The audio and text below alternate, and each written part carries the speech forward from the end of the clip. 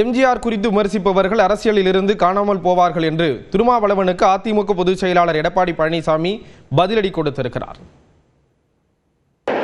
பொன்மனச்செம்மல் புரட்சித் தலைவர் எம்ஜிஆர் நம்முடைய தமிழ்நாட்டு மக்கள் தெய்வமாக எண்ணிக்கிட்டாங்க.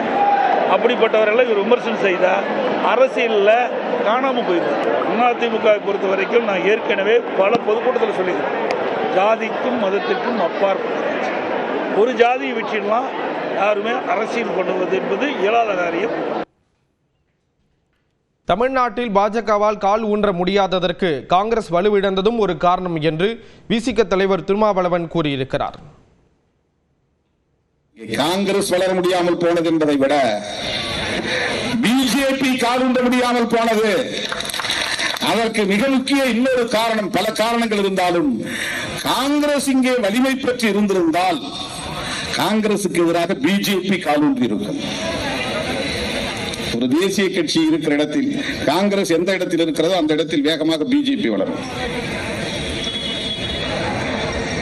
மாநில கட்சிகளோடு அவர்களை பொருத்தி பார்க்க வாய்ப்பில்லை. தேசிய கட்சிகளோடு தான் மக்கள் பொருத்தி பார்ப்பார்கள். காங்கிரஸ் இங்கே வலிமை பெறாமல் நேர்த்து போனதற்கு அல்லது அது வலிமை குன்றி போனதற்கு எம்ஜிஆரின் எழுச்சி ஒரு காரணம். தொடர்ந்து எக்ஸ்பிரஸ் செய்திகளை பார்க்கலாம்.